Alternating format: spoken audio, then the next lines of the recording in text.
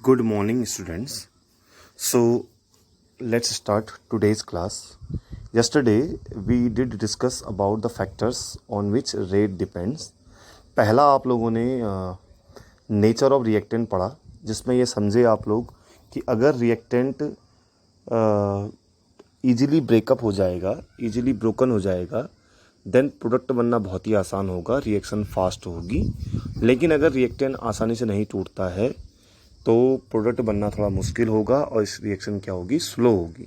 मैंने बताया था कि whenever reaction takes place then for the formation of product first reactant will break, new bonds will be formed and old bonds are broken.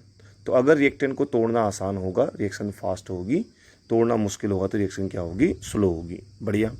Second था concentration. Concentration में मैंने बताया था आपको कि लॉ ऑफ मास एक्शन है, जो आपने क्लास 11th में पढ़ा हुआ है, लेकिन that is a theoretical law. और एक्सपेरिमेंटली डिटरमाइंड लॉ जो है वो है कि आपका रेट लॉ. और listen to me very carefully कि रेट लॉ और लॉ ऑफ मास एक्शन में केवल अंतर ये है बच्चों कि जहाँ पावर ए और बी हुई वो तो लॉ ऑफ मास एक्शन हुआ, लेकिन अगर power A to the power X और B to the power Y हुई, दिस एक्स और वाई इक्वल टू ए और बी हो भी सकता है और नहीं भी हो सकता है, तब उसको बोलते हैं बच्चों कि आपका रेट लॉ. ये मैंने कल पढ़ाया था, कन्फ्यूजन होगा तो फिर पूछ लीजिएगा. ठीक है. मैंने आपको 2 एग्जाम्पल ही बताए थे. मैंने कहा था कि इस एग्जाम्पल को देखिए आप लोग, यहाँ पर अगर ये लॉ ऑफ मास एक्शन होता तो उसकी पावर कितनी होनी चाहिए थी, N25 की पावर होनी चाहिए थी 2, लेकिन देखो कितनी है ये, N2O5. तो आई टोल्ड यू कि प्लीज़ इसमें कन्फ्यूजन मत करिएगा कि सर आपने कैसे लिखा ये रेट इक्वस टू के N2O5 पहली रिएक्शन में, दूसरी रिएक्शन में H2 + Cl2 equals to twice HCl लिखा, लेकिन उसमें फिर आपने केवल रेट इक्वस टू के लिखा. तो आप ये कैसे लिख पा रहे हो सर? तो मैंने बताया था बच्चों आपको पहले भी, और अभी थोड़ी देर पहले ही बताया था, और बता रहा हूँ कि rate law is experimentally determined law, therefore we can't predict it. हम इसको प्रिडिक्ट नहीं करेंगे. हमने भी इनको याद कर रखा है, आप भी 3-4 एग्जाम्पल क्या करेंगे, याद करेंगे. ठीक है. चलिए, अब आज की जो हेडिंग है बच्चों, आज की हेडिंग है order of a reaction. It's very very important, order of reaction. ठीक है. इसको सही से देखना, पेपर में बहुत बार क्वेश्चन आता है what is order of a reaction. Maths वाले कंफ्यूज मत करना, क्योंकि मैथ्स में भी एक ऑर्डर होता है, लेकिन मैथ्स और यहाँ थोड़ा सा अंतर है. तो समझिए बच्चों, जो रेट लॉ आया था आपके पास, रेट इक्वस टू के ए की पावर एक्स और बी की पावर क्या आया था, वाई आया था. ठीक हो गया. तो जो ये पावर है एक्स और वाई, इनको ज़रा ऐड कर दीजिए, इन्हें कर दीजिए, आप ऐड कर दीजिए. देखिए, अगर आप पावरों को ऐड कर देंगे एक्स प्लस वाई को, तो दैट विल बिकम ऑर्डर. ठीक है. जो ये ऊपर काम कर रखा है, ये तो मैंने बताया था आप लोगों को कि जैसे ही प्रोपोर्शनल साइन हटता है तो एक कांस्टेंट आता है रेट लॉ में, that constant is known as rate constant, and rate constant may be defined as rate when each concentration term is taken as unity. बढ़िया. अब अगर आप ऑर्डर पे कंसंट्रेट करेंगे तो रेट लॉ एक्सप्रेशन में, किसमें, रेट लॉ एक्सप्रेशन में जो पावर्स का समेशन होगा, पावर्स का समेशन बोले तो एक्स और वाई. अच्छा हाँ, एक बात बता देता हूँ आप लोगों को, अगर आप किसी रिफ्रेशर से पढ़ेंगे तो माइट भी पॉसिबल ए की पावर अल्फ़ा और बी की पावर बीटा भी आ सकता है. तो आप अल्फ़ा प्लस बीटा करो या एक्स प्लस वाई करो, जो भी आप लिखते हैं, ये तो कन्वेंशन है, काम करने का तरीका है. तो the summation of power in the rate law expression is known as order of reaction. दोबारा बता रहा हूँ मैं, rate law which is an experimentally determined law, जिसका कोई प्रिडिक्शन नहीं है, ये एक्सपेरिमेंटली निकाला जाता है. क्योंकि हम चैप्टर थियोरेटिकली पढ़ रहे हैं, इसलिए हम इन 2-3 एग्जाम्पलों को याद करेंगे, और जो पावर्स आएंगी उन पावर्स का सम, जो पावर जैसे अभी पावर क्या आपकी एक्स और वाई हैं, तो इन पावर्स का sum is known as order. ठीक है. अब depending upon this power might be possible कि ऑर्डर में बी 0, 1, 2, 3, इवन अ फ्रैक्शन. मतलब ऑर्डर 0 है, इसका मतलब रेट किसी पर डिपेंड नहीं करता, 1, 2, 3, और कभी कभी फ्रैक्शन भी हो सकता है. प्लीज़ मेरी बात ध्यान सुनना कि जो यहाँ पर ये 3 लिखे हुए हैं, ये हमने प्रिडिक्ट नहीं किए हुए हैं. ये किताबों में लिखे हुए होंगे तो ये एग्जाम्पल के तौर पर बन जाएंगे, या मैंने इनको याद किया होगा. तो आपको भी याद करना है। आपने क्या करना है, एक जीरो ऑर्डर का एग्जाम्पल, एक फर्स्ट ऑर्डर का एग्जाम्पल, एक सेकेंड ऑर्डर का एग्जाम्पल और एक फ्रैक्शन का एग्जाम्पल बच्चों याद कर लेना है। ठीक है, 99.99% चांसेस कि जो सनलाइट की प्रेजेंस में रिएक्शन होती है, ध्यान सुनना, कि जो रिएक्शन सनलाइट की प्रेजेंस में होती है वो जीरो ऑर्डर की होती है। क्या होती है? जीरो ऑर्डर की। जीरो ऑर्डर की रिएक्शन को समझना चाहते हो तो सिंपल भाषा में समझो कि रेट इक्वल टू के होगा, तो कोई पावर नहीं होगी। कोई पावर नहीं होगी मतलब कोई रिएक्टेंट का टर्म नहीं होगा। इसका मतलब रिएक्टेंट के घटने और बढ़ने का रेट पर कोई प्रभाव नहीं पड़ेगा। अगर कोई आपसे पूछता है what is the meaning of zero order, कि आपको जीरो ऑर्डर से क्या समझ में आता है, तो इसका जवाब ये होना चाहिए कि if a reaction is of zero order, कि यदि एक रिएक्शन जीरो ऑर्डर की है, that means independent of concentration, means on increasing और डिक्रीजिंग टेम्परेचर और concentration, there is no effect on what rate of a reaction, right. तो समझने की कोशिश कीजिए कि जीरो ऑर्डर में तो ऐसा होता है। बढ़िया हो गया। अब फर्स्ट ऑर्डर वाला एग्जांपल चेक करने की कोशिश करिए कि ये क्या लिख रहा है यहाँ पर ये। ठीक है, मुझे लगता है थोड़ा सा इसमें कन्फ्यूजन हुआ है शायद। ये रिएक्शन तो ऐसे भी लिखने, अच्छा हाँ ठीक है कोई बात नहीं। ये रिएक्शन किताबों में 2N2O5 = 4NO2 + O2 नाम से होती है, तो थोड़ा मुझे कन्फ्यूजन लग रहा है। इस रिएक्शन को जरा क्रॉस चेक कर लेना बच्चों आप लोग, ठीक है ना। ये रिएक्शन थोड़ा मुझे कन्फ्यूजन लग रही है क्योंकि देखो अब एक देखते हैं, देखो ये जो यारी रिएक्शन है, देखो ये जो ये रिएक्शन है, ये रिएक्शन फर्स्ट ऑर्डर एग्जांपल है। तो मुझे लगता है वहाँ पर थोड़ा लिखने में गड़बड़ हुई है, जिसने भी लिखी है रिएक्शन तो गलत लिखी हुई है। इसको 2N2O5 बनाओ और उसको 2NO2 बनाओ, राइट। और rate equal to KN2O5 check करो। रेट इक्वल टू क्या आपका KN2O5। तो पावर कितनी है? पावर है कितनी? 1। पावर कितनी है? 1। तो 1 का मतलब हुआ कि ये रिएक्शन किस ऑर्डर की है? फर्स्ट ऑर्डर की है। इसको समझिए, इसका मतलब क्या होता है, ठीक है ना। और तीसरी रिएक्शन चेक करिए कि तीसरी रिएक्शन में रेट इक्वल टू KH2O2 है, तो ये भी कौन सी ऑर्डर की रिएक्शन है? फर्स्ट ऑर्डर की रिएक्शन है। अगर ये H2O2 की पावर कितनी होती? 2, तो ये कौन सी ऑर्डर की रिएक्शन होती है? सेकेंड ऑर्डर की रिएक्शन होती है। अच्छा, मैं सिंपल भाषा में समझाता हूँ कि सर ये कैसे समझ में आता होगा कि कोई जीरो ऑर्डर की रिएक्शन है, कोई फर्स्ट ऑर्डर की रिएक्शन है। आराम समझना बच्चा। देखो, अगर मैं कह रहा हूँ कि मेरे पास कंसंट्रेशन A था, ठीक है, और रेट कुछ था, बढ़िया हो गया। अगर मैंने कंसंट्रेशन को डबल किया, ठीक है, कंसंट्रेशन डबल किया, तो रेट भी डबल हो जाएगा। रेट भी क्या हो जाएगा? डबल हो जाएगा। अगर मैंने कंसंट्रेशन को ट्रिपल किया और रेट भी ट्रिपल हो जाए, 4 टाइम करूं, रेट भी 4 टाइम हो जाए, तो तब कह सकते हैं कि पावर कितनी है? 1। ठीक है, बढ़िया हो गया। लेकिन अगर मैं कह रहा हूं कि कंसंट्रेशन A है और मैंने डबल किया मैंने डबल, लेकिन रेट 4 टाइम्स हो जाए, क्या हो जाए? 4 टाइम्स। किया मैंने ट्रिपल, लेकिन 9 टाइम्स हो जाए, तो 2 का 4 क्या हुआ? स्क्वायर। 3 का 9 क्या हुआ? स्क्वायर। तो ऐसे होता है बच्चों। अगर मैंने रेट को डबल किया, ट्रिपल किया, कोई फर्क नहीं पड़ा, जितना रेट पहले था डबल करके भी उतना ही रहा, तो जीरो ऑर्डर। डबल करने पर डबल हुआ, ट्रिपल करने पर ट्रिपल हुआ, तब तो 1 ऑर्डर। डबल करने पर 4 हो गया, ट्रिपल करने पर 9 हो गया, तो 2 ऑर्डर। डबल करने पर 8 हो गया, डबल करने पर क्या हो गया आपका? 8 हो गया। ट्रिपल करने पर कितना हो गया? 27 हो गया। तो समझ रहे होंगे 2 की पावर 3 होती है।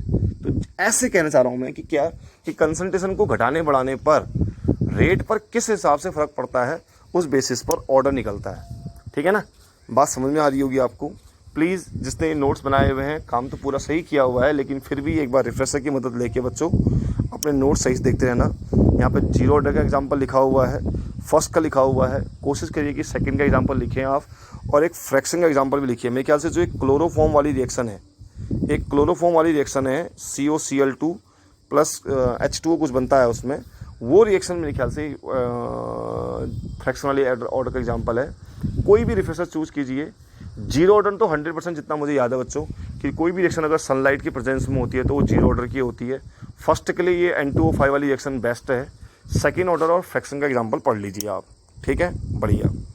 अब एक क्वेश्चन ये आता है बच्चों कि क्या सर जीरो फर्स्ट सेकेंड में ही आप घूम रहे हो, क्या थर्ड ऑर्डर या हायर ऑर्डर की रिएक्शनें फिजिबल नहीं है? क्या हायर ऑर्डर की रिएक्शन को नहीं मान सकते कि पॉसिबल होंगी? तो जवाब ये है बच्चों कि नामुमकिन तो नहीं है, लेकिन in a normal cases higher order की रिएक्शनें पॉसिबल नहीं होती हैं। क्योंकि समझिए, अगर मैं कहता हूँ कि कोई रिएक्शन 5 ऑर्डर की है या 6 ऑर्डर की है।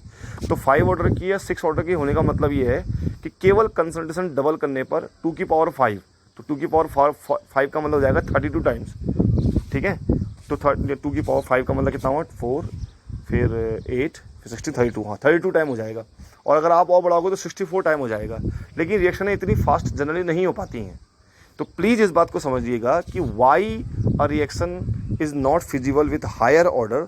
तो answer, because with higher order the reaction will take place very fastly, और जनरली इतनी फास्ट कोई रिएक्शन पार्टिसिपेट नहीं कर पाती है, ठीक है ना। दोबारा सुनना मेरी बात को बच्चों, उसमें लिखा हुआ नहीं है।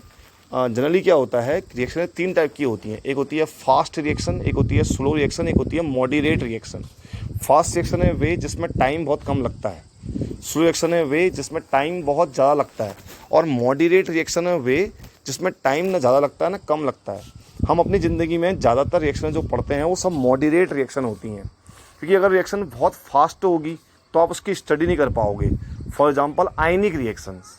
अब नाउ द क्वेश्चन कम्स कि why ionic reactions are fast reactions, ठीक है। सोचने की कोशिश करिएगा, और अगर आपको इसका जवाब मिलेगा तो मुझे इसको टेक्स्ट ज़रूर कीजिएगा, मैं इसका जवाब नहीं दूंगा। और वरना मुझसे पूछेगा why ionic reactions are fast reaction, मैं क्वेश्चन पूछ रहा हूँ आपसे। जब भी आप इस ऑडियो को या कुछ सुने या वीडियो को सुने और आपके क्वेश्चन समझ में आए why ionic reactions are fast reaction, तो मुझे ज़रूर टेक्स्ट कीजिएगा। अदरवाइज फिर मुझे कभी याद दिलाएगा, मैं आपको जवाब दूंगा why ionic reactions are fast reaction, ठीक है। और जनरली हम लोग किस रिएक्शन के बारे में पढ़ते हैं बेटा, हमेशा मॉडरेट रिएक्शन के बारे में, ठीक हो गया यहाँ तक का। और why high order reactions are not feasible, because high order reactions means they will take place very fastly, और जनरली रिएक्शन इतनी फास्ट प्लेस हो पाती नहीं है। बढ़िया। नाउ द नेक्स्ट, अच्छा हाँ, प्लीज़ 0 ऑर्डर का, फर्स्ट ऑर्डर का और सेकेंड ऑर्डर का फ्रैक्शनल का एक एग्जाम्पल ज़रूर पढ़ लीजिएगा बच्चों, और ये रटना ही पड़ेगा आपको। क्यों? Because these are experimentally determined, और आप पढ़ चैप्टर को थियोरेटिकली रहे हैं, इसलिए आपको 4 एग्जाम्पल याद ही करने पड़ेंगे। बेसिकली सनलाइट वाली रिएक्शन है, जिसमें सनलाइट होगा वो 0 ऑर्डर का होगा। फर्स्ट ऑर्डर के लिए N2O5 वाली रिएक्शन बेस्ट है। एक सेकेंड पढ़ लो और एक फ्रैक्शन पढ़ लो, ठीक है ना। अब आज के लिए फिर नेक्स्ट हेडिंग है अब एलिमेंट्री एंड कॉम्प्लेक्स रिएक्शन। चलिए बच्चों, उसको समझने की कोशिश करना, बहुत सिंपल टॉपिक है। एलिमेंट्री रिएक्शन, ये एलिमेंट से मिलकर बना हुआ है। तुम अपनी ज़िंदगी में जो भी एलिमेंट पाते हो ना, जैसे सोडियम, पोटेशियम, कैल्शियम, वो सिंगल होते हैं ना, ठीक है। और वैसे ही कॉम्प्लेक्स है। कॉम्प्लेक्स क्या होता है बेटा, हमेशा एक तरीके से क्या होता है, मिक्सर टाइप का होगा। तो elementary reactions are those reaction which will take place in a single step. ऐसी रिएक्शन है जो सिंगल स्टेप में होंगी उन्हें एलिमेंट्री रिएक्शन कहेंगे, और कॉम्प्लेक्स रिएक्शन वो रिएक्शंस होंगी जो मल्टीपल स्टेप्स में होंगी, जिसमें एक से ज़्यादा स्टेप्स होंगे। दोबारा समझिए, एक ऐसी रिएक्शन जिसमें शुरुआत हुई रिएक्टेंट से प्रोडक्ट बन गया, बस that reaction is known as गाई क्या आपका elementary reaction which will take place in a single step. लेकिन कॉम्प्लेक्स रिएक्शन बच्चों क्या होगा, जो कॉम्बिनेशन होगा, जिसमें एक से ज़्यादा स्टेप्स होंगे। और अगर आप ऑर्गेनिक केमिस्ट्री क्लास 11th की बात जानते हैं तो कॉम्प्लेक्स रिएक्शन में जो स्टेप्स हम लिखते हैं ना, क्लास 11th याद कीजिए ऑर्गेनिक केमिस्ट्री, उसको हम मैकेनिज्म कहते हैं। अगर आपको याद होगा कि मैकेनिज्म क्लास 11th में आपने पढ़ी थी ऑर्गेनिक केमिस्ट्री में, तो कभी भी आप रिएक्शन लिखते हैं अगर एक और उसकी मैकेनिज्म लिखते हैं तो बताते हैं ना कि पहले स्टेप में इनिशिएशन हुआ, याद करो वो एंटी मार्कोनिकॉफ रूल की मैकेनिज्म, पहले स्टेप में इनिशिएशन होगा, ठीक है, दूसरे स्टेप में फिर प्रोपेगेशन होगा, फिर तीसरे स्टेप में टर्मिनेशन होगा। तो जो आप स्टेप्स लिखते हैं, steps, these steps are known as mechanism. और जनरली जो स्टेप्स होगा, हर एक स्टेप क्या होगा, एलिमेंट्री रिएक्शन होगा। तो इन अदर वर्ड्स ये कहा जा सकता है कि complex reaction is a combination of multiple elementary steps, right, ठीक हो गया। अब नेक्स्ट हेडिंग है बच्चों अभी के लिए यूनिट्स ऑफ रेट कांस्टेंट। जरा इसको अच्छे समझने की कोशिश करना कि ये क्या कह रहा है। देखो, जनरली हमारे पास जो रेट आया था बच्चों, वो k(a)x b(y) आया था, हाँ, किससे, रेट लॉ से। बढ़िया। रेट क्या होता है, dx/dt। अब ये जरा समझो बच्चों, अगर मैं जनरल लिखूंगा तो मैं x लिखूंगा। अब ये x रिएक्टेंट के लिए होगा तो माइनस होगा, प्रोडक्ट के लिए होगा तो प्लस होगा। अभी मैं जनरल लिखूंगा dx/dt, बढ़िया, इक्वस टू k हो गया, ठीक हो गया। अब क्योंकि जो स्क्वायर ब्रैकेट होता है वो कंसंट्रेशन है, तो a के लिए भी कंसंट्रेशन, b के लिए भी कंसंट्रेशन, तो दोनों का मिलाकर क्या हो गया, कंसंट्रेशन हो गया। और पावर को जब भी हम मल्टीप्लाई करते हैं बच्चों तो क्या होती है, पावर क्या होती है, ऐड होती है, तो वो x+y हो जाएगा। समझने की कोशिश कीजिए मैं क्या कह रहा हूँ। मैं कह रहा हूँ कि जो रेट है वो dx/dt है, ये k रहा, कंसंट्रेशन क्या हो गया, कंसंट्रेशन हो गया, और पावर में मल्टीप्लाई क्या होती है, जुड़ जाती है, x प्लस वाई हो गया, बढ़िया। अब जनरली जो dx अपॉन dt का मतलब क्या है, change in concentration upon time, यही तो है rate is change in concentration upon time, equal to k और कंसंट्रेशन की पावर n। अब ये n क्या है, n इज द ऑर्डर, क्योंकि अभी तक बताया से मैंने कि what is order in rate law expression, the summation of power is known as order, बढ़िया। तो यहाँ से अगर आप k निकालेंगे तो k कितना आएगा बच्चों, ऊपर भी कंसंट्रेशन, नीचे पावर में भी कंसंट्रेशन और टाइम बच जाएगा। तो कुल मिलाकर k आ जाएगा बच्चों का क्या, ऊपर का कंसंट्रेशन और नीचे वाला कंसंट्रेशन, जब ऊपर जाएगा तो माइनस जाएगा ना, पावर है डिवाइड में होती है माइनस होती हैं, तो कंसंट्रेशन का मतलब हो जाएगा 1 माइनस एन, क्या हो जाएगा 1 माइनस एन। तो k इक्वल टू हो जाएगा कंसंट्रेशन 1 माइनस एन, टाइम की पावर माइनस एन माइनस 1। दोबारा सुनो, रेट इक्वल टू हुआ dx upon dt equal to k concentration to the power x plus y, ठीक है, x प्लस वाई क्या हो गया आपका ऑर्डर n। तो k इक्वल टू कितना हो गया, कंसंट्रेशन अपॉन टाइम, जो कि पहले से था कंसंट्रेशन अपॉन टाइम, ये कंसंट्रेशन की पावर n कहाँ आ गया, डिनोमिनेटर में आ गया। जब डिनोमिनेटर ऊपर न्यूमिनेटर में गया तो भाई पावर क्या हो गया आपकी, माइनस हो गई। अब क्या कीजिए आप 1 बाई 1, पहले जीरो ऑर्डर के लिए रखिए, फिर फर्स्ट ऑर्डर के लिए रखिए, फिर सेकंड ऑर्डर के लिए रखिए, देखते जाइए बच्चों क्या क्या होगा। जब आप जीरो ऑर्डर रखेंगे तो n इक्वल टू कितना होगा, जीरो होगा, क्योंकि जीरो ऑर्डर है। तो जैसे ही आप जीरो रखेंगे तो कंसंट्रेशन की पावर 1 माइनस एन, जो जीरो हो जाएगा, तो केवल क्या बन जाएगा, ये कंसंट्रेशन की पावर 1 और टाइम की पावर माइनस 1, ये क्या बन जाएगा, कंसंट्रेशन की पावर 1 टाइम की पावर माइनस 1। आपको याद है मैंने बोला था कंसंट्रेशन क्या होता है, मोल पर लीटर, क्या होता है बच्चों, मोल पर लीटर। तो मोल पर लीटर यानी कि लीटर की पावर माइनस 1, सेकेंड की पावर माइनस 1। फिर ऐसे आप फर्स्ट ऑर्डर के निकालेंगे, n इक्वल टू 1 होगा, जैसे ही n इक्वल टू 1 होगा तो 1 माइनस 1 कितना हो जाएगा, जीरो हो जाएगा, तो पूरा टर्म ही कंसंट्रेशन क्या हो जाएगा, जीरो हो जाएगा। केवल टाइम की पावर माइनस 1 कितना होगा, सेकेंड इनवर्स। इस तरह से आप फिर सेकेंड ऑर्डर के लिए रखिए, सेकेंड ऑर्डर के लिए n इक्वल टू 2 होगा, और वो क्या बन जाएगा, 1 माइनस 2 कितना हो जाएगा, माइनस 1, क्या हो जाएगा, माइनस 1। यहाँ पर माइनस 1 आएगा बच्चों, कंसंट्रेशन की पावर माइनस 1 और टाइम की पावर माइनस 1, तो ये उल्टा बन जाएगा। जो मोल पर लीटर था ये क्या हो जाएगा, लीटर मोल इनवर्स बन जाएगा, क्या बन जाएगा, लीटर मोल इनवर्स, ये litre mole inverse second inverse बन जाएगा। अगर आप तीनों यूनिट को गौर से देखेंगे बच्चों, जीरो, फर्स्ट और सेकंड में, तो आप नोटिस करिए second second second second second तो सब में कॉमन है, जीरो में भी सेकंड, फर्स्ट में भी सेकंड इनवर्स, थर्ड में भी सेकंड इनवर्स, आगे भी सेकंड इनवर्स ही होगा, ठीक है। लेकिन चेक करो, मोल पहले 1 था, फिर जीरो हुआ, फिर माइनस 1 हुआ, अगला कितना होगा, मोल की पावर माइनस 2, फिर ये कितना था, लीटर माइनस 1, फिर जीरो हुआ, फिर प्लस 1 हुआ। तो समझने वाले हैं समझिए बच्चों कि अगर आपको जीरो ऑर्डर के लिए k का पता है, मोल, लीटर इनवर्स, सेकेंड इनवर्स, तो आप क्या करते जाइए, ध्यान से, मोल घटाते जाइए, लीटर बढ़ाते जाइए। तो अगला क्या होगा, मोल घट के कितना हो जाएगा, जीरो, लीटर बढ़ के कितना हो जाएगा, जीरो, केवल क्या आएगा, सेकेंड इनवर्स। फिर अगला क्या होगा, मोल की पावर माइनस 1, लीटर की पावर माइनस 1, सेकेंड की पावर माइनस 1। अगला क्या होगा, मोल की पावर लीटर की पावर प्लस होगा बेटा, हाँ, क्योंकि एक घटेगा दूसरा बढ़ेगा। अगला क्या होगा, मोल की पावर माइनस 2, लीटर की पावर प्लस 2, सेकेंड इनवर्स। अगला क्या होगा, मोल की पावर माइनस 3, लीटर की पावर 3, सेकेंड इनवर्स। ऐसे बच्चों ये काम चलते जाएगा और आपको समझना है। एक बार आज की क्लास खत्म करने से पहले दोबारा बता देता हूँ बच्चों आप लोगों को, आप लोगों ने आज जो पढ़ा, आप लोगों ने ये पढ़ा कि जो ऑर्डर है, ऑर्डर आपका एक तरीके से समेशन ऑफ पावर है रेट लो एक्सप्रेशन में। It is an experimentally determined quantity, so we can't predict it, we need to remember 2 and 3 example for zero, first and second, ठीक है। इनको कोई गैस मानने की जरूरत नहीं है, इनको आपको याद ही करना पड़ेगा। भाई याद कर सकते हैं कि सनलाइट की जो रिएक्शन जनरली होती है किस ऑर्डर की होती हैं, जीरो ऑर्डर की होती हैं। ये भी सोचने की कोशिश करिएगा बच्चों, मैं जो भी कुछ बोलता हूँ उसके पीछे कोई ना कोई रीज़न होता है कि जीरो ऑर्डर की रिएक्शन जनरली सनलाइट की रिएक्शन क्यों होती हैं, ठीक है। और एक फ्रैक्शन वाला एग्जाम्पल जरूर पढ़िएगा। एक क्वेश्चन मैंने आपको और दिया हुआ है कि जो फास्ट रिएक्शंस होती हैं वो जनरली आयनिक रिएक्शंस होती हैं, कुछ अच्छे से पढ़िएगा। Elementary and complex reactions are those reaction which will take place in single step and multiple steps. फिर आपने रेट कांस्टेंट की यूनिट निकाली है जो इन जनरल कंसंट्रेशन की पावर 1 माइनस एन, टाइम की पावर माइनस 1 आया है। अगर आप इसमें ऑर्डर रखते जाएंगे, मैं कह रहा हूँ जीरो ऑर्डर पढ़ लो बस, मोल, लीटर इनवर्स, सेकेंड इनवर्स। आगे को फर्स्ट, सेकेंड, थर्ड के लिए सेकेंड इनवर्स तो कॉमन है, मोल घटाते जाओ, लीटर बढ़ाते जाओ, तो मोल घटकर लीटर बढ़कर जीरो हो जाएगा सेकेंड इनवर्स फर्स्ट के लिए। अगला मोल -1, लीटर +1 हो जाएगा सेकेंड इनवर्स, ठीक है। ऐसे अगर बच्चों अपना काम करते रहिए, फिर हम आगे बात करेंगे और किस पर, मॉलिक्युलरिटी ऑफ अ रिएक्शन पर। मैं मॉलिक्युलरिटी ऑफ रिएक्शन कल दोबारा पढ़ाऊंगा, परसों जब भी पढ़ाऊंगा आपको, क्लासेस जब भी पढ़ाऊंगा आपको, तो लेकिन अभी के लिए मैं मॉलिक्युलरिटी के लिए इतना बोल सकता हूँ बच्चों कि एक रिएक्शन जब भी होती है, whenever a reaction takes place, listen to me very carefully, whenever a reaction takes place, then reactants are colliding each other to form product.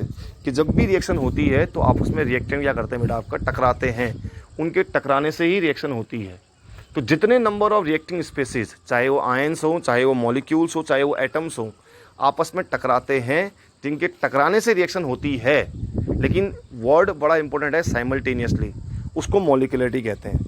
तो सिंपल भाषा बताता हूँ बेटा आपको, those number of reacting species which take part in a chemical reaction, वे reacting species जो reaction में participate करते हैं कोलाइड करने के लिए to form product, is known as molecularity of a reaction.